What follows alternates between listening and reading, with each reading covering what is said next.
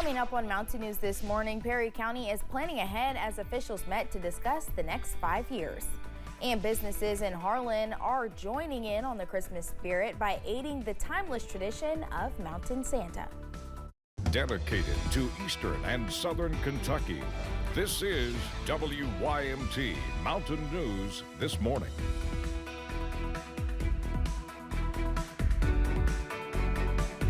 Good morning and thanks for joining us. I'm Madison Carmouche and we are inching up. Well, we are at that 6:30 mark this snowy Friday morning. Let's check in with meteorologist Megan Desmond for a look at your forecast this morning. Now, you were telling us earlier that snow is here a little earlier than normally expected. Yes, it is. Normally we will see that in December, but we're in late November, right? And here it is.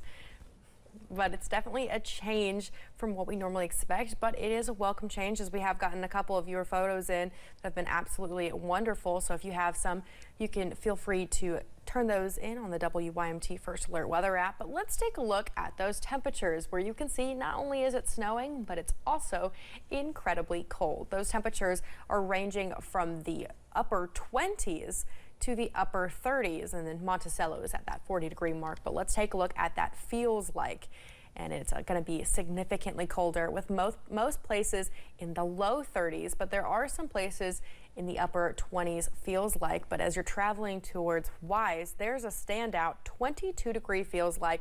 Same thing in Logan, 22 degrees. So definitely a cold day, and we're continuing to watch as that snow is pushing through the area and it's on its way out. We do have a second round of that snow and rain coming in the afternoon hours. But for the next 12 hours, you can watch as the temperatures barely change throughout the day, really looking in the colder weather for the next couple of hours. Madison?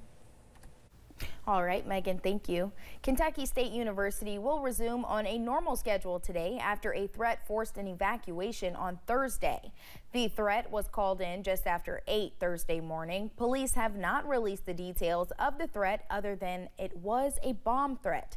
Police and school leaders worked to move students to secure locations while police swept the campus building by building.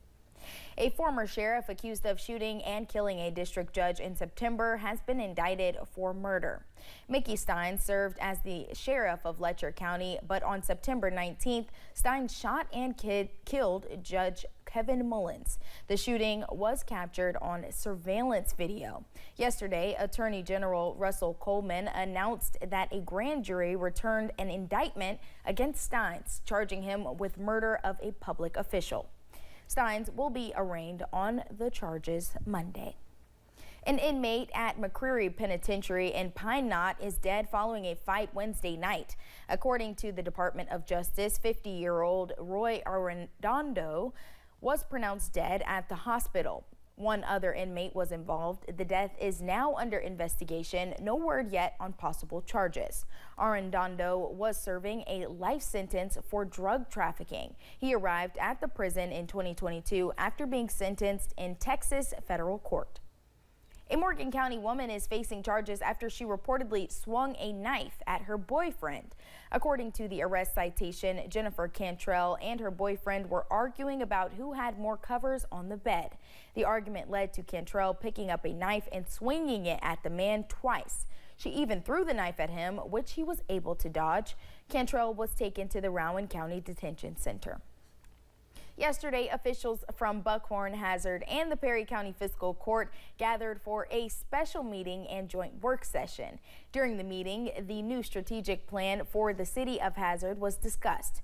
Tad Long with the Kentucky League of Cities says a previous plan worked well.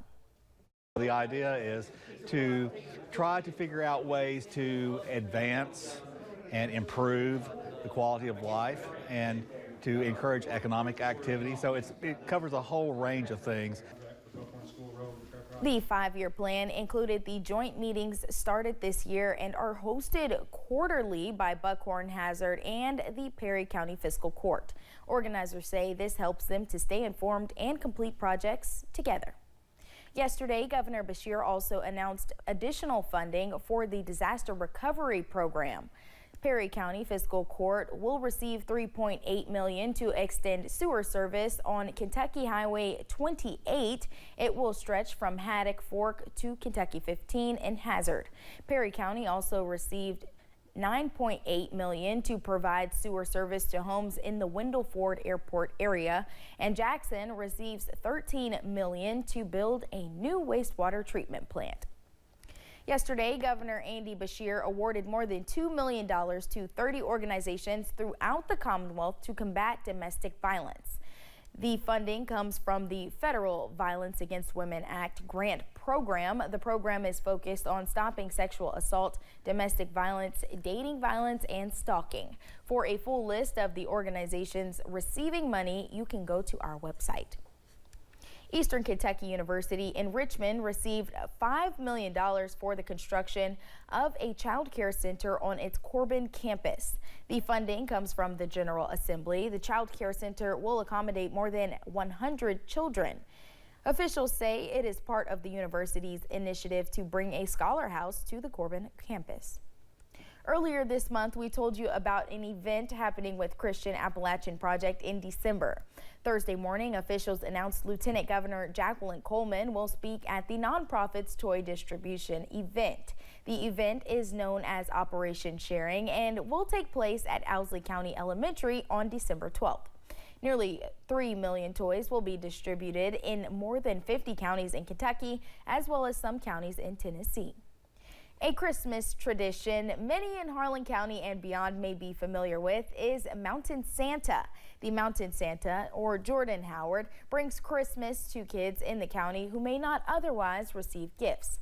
Businesses in the county are doing their part to keep the tradition alive, like Mary and Scott Davis, who opened Value Depot in Village Center Mall this month, are collecting donations for every dollar a customer donates. They will receive a free ornament.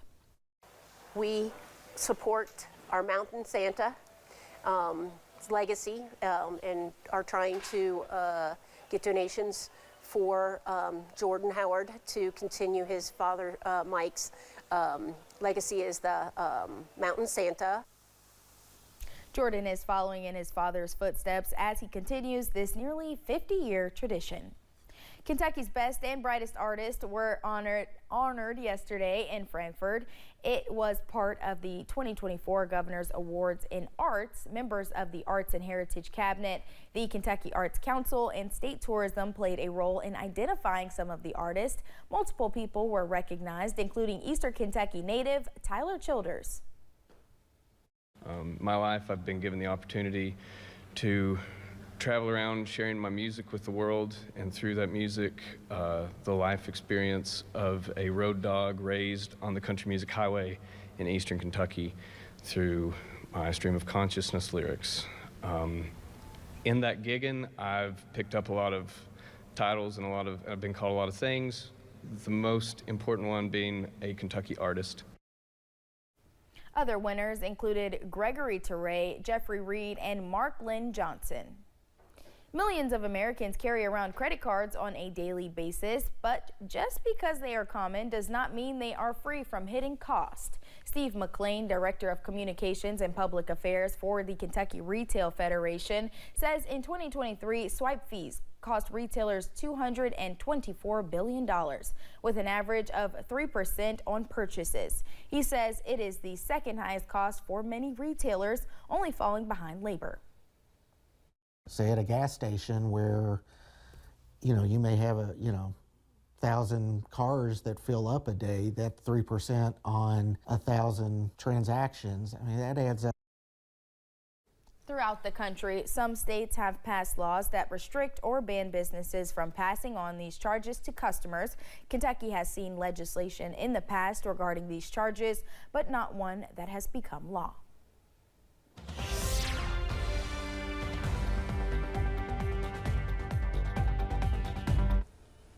We are still watching the snowfall as we're moving more towards our southeasterly portions of our area, but we're starting to have a clearer part as we're heading more towards the north. Now, this doesn't mean that we're done for the day. We do have a second round coming in this afternoon that we'll also be watching out 4. But let's take a look at those temperatures, as it is a quite cold morning today. You're going to want to have your coat as you're heading out the door. It is a little bit warmer as you're traveling towards the more westerly counties, but those feels like temperatures are going to make it feel even colder. I mean, 27-degree feel like here in Hazard, and the rest of the area really just following along suit with these colder temperatures. But if you're heading out to the bus stop today, if your school was not canceled, it'll be 34 degrees this morning, and by the time that you're heading home, it should be about 40 degrees. Madison. All right, Megan, thank you. The National Weather Service has changed the way it informs the public about cold temperatures. Meteorologist Ben Beddoes explains the change and what it means. The National Weather Service has come up with new criteria for cold weather alerts. Before this year, wind chill advisories and warnings were issued. Now they're being called cold weather advisories and extreme cold warnings. The old criteria for wind chill advisories was for forecast wind chills ranging from 10 to 24 degrees below zero. Wind chill warnings were issued for forecasted wind chills minus 25 and colder. Now, you will see cold weather advisories when feel-like temperatures are expected to drop from 5 to 14 degrees below zero in most counties.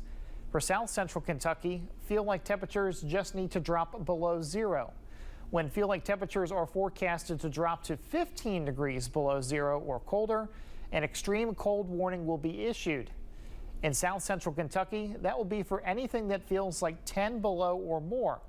The counties in our viewing area that are considered South Central Kentucky include Casey, Russell, Wayne, Pulaski, Laurel, Whitley, and Knox counties. Dr. Jeff Fox, a local family physician, says hypothermia becomes a big concern in cold weather, even if temperatures aren't at extremely cold levels. The body basically freezes, the organs don't work, you get symptoms like slurred speech, confusion, uncoordination, fatigue, and that could be a medical emergency, even at higher temperatures, more common as you get colder. So heading outside in the cold this winter, make sure you are bundled up. I'm Ben Beddoes, WKYT. Thank you for joining us. The time is now 6:41. Still to come on Mountain News this morning.